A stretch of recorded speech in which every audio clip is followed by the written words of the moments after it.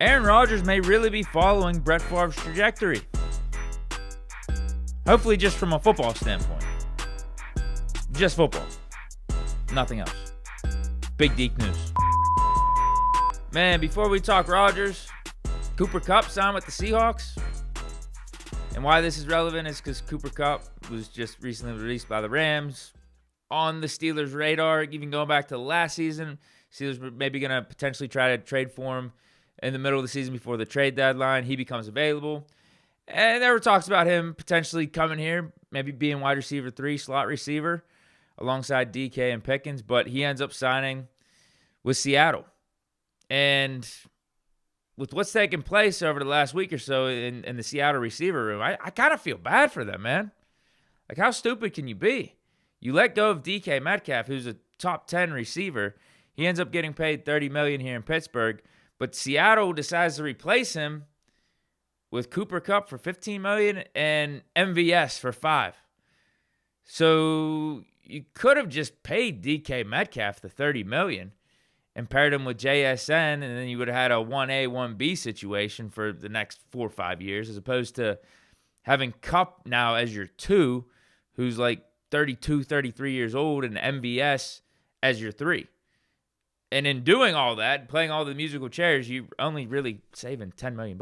So would you rather have DK Metcalf on your team for $30 million or Kupp and MVS for $20? Now, granted, you are getting that second-round pick that we traded to you, but, man, you're really going to have to hit on that because you're still going to have to draft a receiver in the draft. You can't feel that good about your receiver room with JSN, Kupp, and MVS. Kupp as your slot or your 3 at this point is intriguing, not your 2. MVS, I swear he's only good on the Chiefs. And, again, you get the second-round pick and everything, but you're at this point, I think you're just shooting darts at a dartboard to try to replace DK Metcalf. Probably would have been smarter to just pay the man what he's worth. Pay him the $30 million, and then you have him and Jackson Smith and Jigba for the next 4 or 5 years as a solid 1-2 tandem. Like, that's, I mean, seriously, having those two and then drafting a guy in the second or third would be better than what you're trying to accomplish right now, I feel like. But it's cool. The Steelers benefit from the Seahawks' stupidity. I don't even get how it makes sense. You think about it more. 27-year-old DK Metcalf in his prime, who's basically on a Mike Evans type of trajectory from a consistency standpoint, year in and year out. 900 yards, 1,000 yards is the floor, bare minimum, no matter what. No matter what quarterback is back there slinging the ball. And you move off that for often injured Cooper Kupp and MVS. But you end up saving $10 million in the process and got a second-round pick. And that second-round pick could be a hit or miss. Like, I don't know. Whatever. I think the Steelers made out on that trade, and I think Seattle is looking foolish in how they're handling the receiver. Maybe not foolish in how they're handling their whole roster, because signing Darnold for less than what you would have signed Geno Smith for, and Darnold is younger, 27 more in his prime, coming off of a better season. Signing him for less money compared to Geno and receiving a third-round pick from the Raiders, I feel like that's actually a decent move in the Seahawks' favor. But I guess they're canceling it out with some of their receiver moves here. Anyway, let's get to Rodgers. Latest on him. Apparently, he's waiting on the Vikings. Vikings are in the fold now. We thought it was just Steelers-Giants. Vikings have been thrown out there, but it's been pie in the sky type of talk. But now it seems to be getting more real, and that's why the waiting game is happening with Rodgers. He wants to hear from the Vikings. Like, I think Vikings are really his number one option. The Favre trajectory and all that. So Minnesota's having serious talks behind the scenes about bringing in Rodgers. So if it's true, that's another good reason as to why Rodgers is taking his time. I think we can all agree that the Vikings offense, their system, their weapons, it's kind of tough to beat what they got going on right now. Like, I do not blame Rodgers for wanting to go to the Vikings. O'Connell, Jettas, Jordan Addison, Aaron Jones, Hawkinson, decent offensive line. And then even on it from a defensive standpoint, they got Brian Flores, and then they've loaded up in free agency with a bunch of guys that they just signed. So I don't blame Rodgers for waiting to see what the Vikings' decision is and see what's up with his old division rival. It's funny, though, how the tables turn, huh? How the tide changes.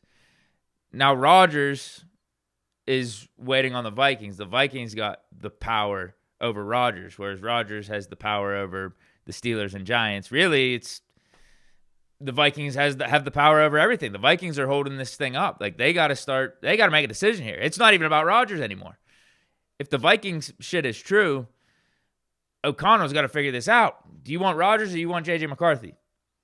If you don't want J.J., make him available for trade then, because that might have to be one of our pivots then. I mean, it is very comparable to, like, the dating field. Everyone's playing the field. Everyone's exploring their options, seeing what's best out there.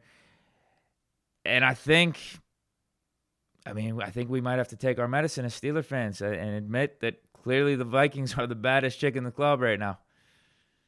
Vikings at 10. We're at, a steady 8.5. Giants at a 5-6, but they're offering some more money. Maybe they bump themselves up on a good day to like a 7, but consistently you're not really considering them. Yeah, Vikings, I mean, they're like the Jessica Alba in this equation. The backup options can wait. They're going to have to wait. If you got the opportunity with Jessica Alba, I think everyone in the situation understands. Like, okay, yeah, that option's out there. You got to see. You got to see if that could happen. Like Omar Khan, Tomlin, I think Steeler fans get that. All right, Rodgers, Vikings, I see it, man. If any of us had an opportunity with Jessica Alba, any chicks that you might have as backup options, they can wait. And I think they understand that. So I think that's where we're at with Aaron Rodgers, and obviously why the Steelers aren't really pressing him for an answer in all this. They may know the Vikings are seriously in play, and again, Rodgers has leverage in this situation, at least over the Steelers and the Giants. Vikings have leverage over him, but I don't blame him for sitting around and waiting to see at least what they got to say. But they got to make a decision. Come on, bro. Like, make a decision. Do you want Rodgers or do you want McCarthy? McCarthy, the guy that you drafted in the first round, traded up to get. You're saying he's going to be the future. If not, make him available for trade. Sincerely, Steeler Nation, because we would like to know. But how does Russ feel about all this? Russ, a guy that was supposed to be a serious option for the Steelers. Going into free agency, everyone was talking about how Steelers were going to bring back one of these in-house quarterbacks. It was going to be Fields or Russ. But clearly not. Clearly, only one of those guys were a priority, not the other. And he feels a certain way about how all this is playing out, how the Steelers looked at a Fields and a Darnold and a Rodgers before him, and now he's literally just sitting back and waiting on Aaron Rodgers' decision. Like, the Steelers clearly aren't prioritizing Russ. Clearly. Rodgers is the number one option. Hell, I mean, you could maybe argue that Mason is a higher option on the Steelers' priority list than Russ. So I get why Russ feels a certain way. He clearly said he wanted to be back, and it seemed like from the start he thought this was going to be a long-term thing. How many interviews did we hear him talk about how he wanted to retire in the black and gold and win a couple more Lombardis here? But a lot of that's contingent on how you play. And it was looking good. It really was. We had some highs, but it ended awfully. So it's fair to say that the Steelers have a right to feel a certain way too. Like, what do you want the Steelers to do? Like, not include those final 5 games in their assessment of the quarterback position? No, it was a part of Russ's resume last year. They say it's not how you start, it's how you finish for a reason. Like, say I'm golfing, and my average is an 80 for 18 holes. 13, 14 holes in, on this given day, I'm on pace for an even round, maybe one under round. But then those last 4 or 5 holes, I finish, double bogey, triple bogey, whatever it is, and end up with an 80. I'm feeling bad at the end of the round, even though it's still an 80. Kind of what I expected going in, kind of what my average is. But things and expectations start to change whenever you're sitting at 1 under midway through the round. So like the Steelers at 10-3, how are we talking about Russ? How are we talking about this team being Super Bowl contenders? Russ, you're the guy, man. If the season ended right now, blank check for next season, this could be a long-term thing. You could be the guy for the next 3-4 years. But then we had more season. Season wasn't over yet. We end up going 0-5. The offense doesn't put up more than 17 points in any of those final games. Kind of a bad feeling. Left a bad taste in your mouth. Are we sure Russ is any good? Are we sure Russ is the guy to get us over the top? He looked pretty limited when he went up against actual good teams when we needed him the most. Compare that to how Mason ended the 2023 season. There were no expectations. We were at 7-7 at the time. Season was lost. Mason takes over, gets his chance, and we finished 3-0. And Mason's playing like a top 10 quarterback, balling out. And then in the playoffs, it's not like he choked in the playoffs. Did enough to make it a one-score game against the Bills on the road with a very banged-up defense. Because that's the other thing. Going into this wild card game this past season, there were no injury excuses, none of that. Everyone was healthy out there. Pickens was out there, defense completely healthy, the highest paid defense in the league, completely healthy. And it looked like what it looked. So I get Russ feels a certain way, but that cliche is a cliche for a reason. It's not how you start, it's how you finish. And that stretch at the end of the season was tough to witness. We can't unsee that. It was against 5 contending teams, big-time games where we needed those games to either clinch the division, to get home field advantage, and ultimately you get to the playoffs. It's a do or die game. We didn't get any of that. We didn't get any wins in any of those scenarios. And Russ looked limited, whereas Mason in a Steeler uniform in 2023 finished the season strong.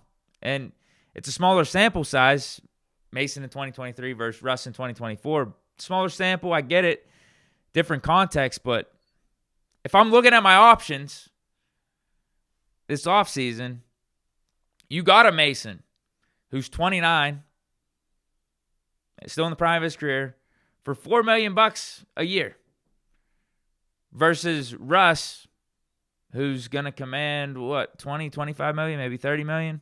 I doubt 30 million at this point. At age 36, after going 6-6 and 0-5 down the stretch, I don't think it's wrong for me to be looking elsewhere and signing a Mason Rudolph and saying, yeah, this might be a better option than Russ. Younger, cheaper. Last time we saw him in a Steeler uniform, looked better. And if everyone's saying the Steelers were right in moving off of Pickett last offseason, right? Everyone's saying the Steelers were right in doing that. Like everyone, a lot of people at least, give that the thumbs up. Pickett was a first-round pick. We invested heavily in. Or I will say maybe not invested heavily in because he had Canada as his coordinator and all that, but invested a high draft pick in. And he was 25, 26 years old. Clearly more development to be had. He had a better record as a starter than Russ. And we moved off of him.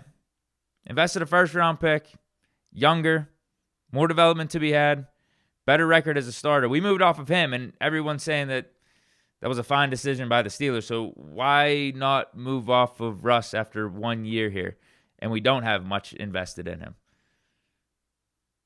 Why shouldn't the Steelers see what Aaron Rodgers could do in this offense? A guy who's always been considered better than Russ throughout the course of both their careers and looked better last year as the season went on instead of declining like Russ did. Why not take a flyer on Mason, who the last time you saw him finish stronger and again is younger and is cheaper than Russ? I hate to bring up this example. It actually disgusts me. I don't want to. But the Steelers moved off of Big Ben in 2021 after giving him the worst O-line in the league, Matt Canada as his offensive coordinator, Chase Claypool and Deontay as his top receiver options. I think wasn't Ray McLeod his number 3? My God. That team also had the worst rush defense in the league, Kendrick Green snapping him the ball. Yet he still led the NFL in game-winning drives and carried that broken team to the playoffs. Hashtag the sabotage. If you know, you know. The The Steelers moved off. That was Big Ben, bro. The Steelers moved off of Big Ben, the franchise's all-time GOAT quarterback. After that season, too. And he said he wanted to play another season. He said he thought he had more left in the tank and could go at least one more. And the Steelers moved off of him. They shouldn't have done it. They shouldn't have done it. I think it was a terrible move by the Steelers, clearly. But they moved off of Ben. What makes Russ so special then? What? Again, given the context of Ben's final season, too. Worst O-line in the league. Canada is his OC. Claypool, Deontay is his top options to throw to. Both these guys are... Claypool's definitely out of the league. Deontay is almost out of the league at this point. Ray McLeod is his third receiver. Kendrick Green snapping him the ball at center. As a rookie, Dan Moore, as a rookie starting at left tackle. Worst rush defense in the league.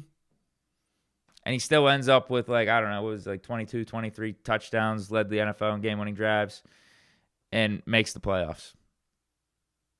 And the Steelers moved off of Ben after that. Ben, again, it's 7. We know the history that he has here in Pittsburgh, man. That's the guy. That's the guy. That's 7. Moved off of him.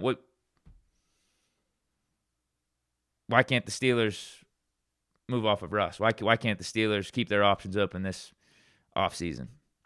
Why can't the Steelers look at a Fields who is 26, all the talent in the world, and we got to see what he did in a 6-game sample size, and one could argue who the better quarterback between him and Russ were.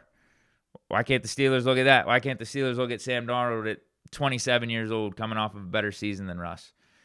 Rodgers, and again, an all-time better player versus Russ. Or even a Mason.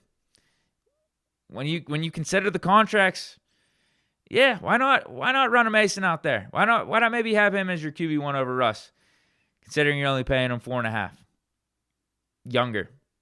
And the last time you saw him play for the Steelers, play better than Russ. Play at least at the end of the season when the games mattered the most, Mason played better than Russ. No? So now Russ is trying to give the Steelers a taste of their own medicine by keeping his options open. I don't blame him. You got to do your thing. And looking at new teams, but I don't think the Steelers care too much at this point, especially after this Mason sign. They feel like they got their backup plan in case Rodgers doesn't work out, but they may just be good with rolling with Mason. Say Rodgers doesn't sign here and Russ is still out there, they may just say, we're going to rock with Mason and draft a guy. That's going to be our competition. Russ, you could go sign in Cleveland. Here's what Jeremy Fowler had to say. Russ has spent the last 24 hours or so in the New York area meeting with the Giants. He left Cleveland yesterday afternoon. Got in early for some dinner to meet with some Giants folks throughout the process. And as far as I know, he is not left yet. So it seems like it's been a meeting that's going well. Cleveland's meeting yesterday was more exploratory in nature. They were just kind of getting to know each other a little bit. They didn't talk hard business or numbers. But the reality is that Wilson stands as really the number 2 in Pittsburgh. In New York, as we await a decision from Aaron Rodgers, who appears to be, by everybody I've talked to in the league, the number 1 option. And so Wilson has always looked at the Giants, though, at least for the last month, as a viable option for himself. So it could shake out the way he expected all along. Hashtag Steelers, hashtag NFL. And that's about it for today's show. Let me know your thoughts on the latest Steelers quarterback situation here, the whole quarterback saga. Rodgers, etc., Russ. And hope you guys enjoyed. Stay chilling. Have a great St. Patty's weekend out here. Peace.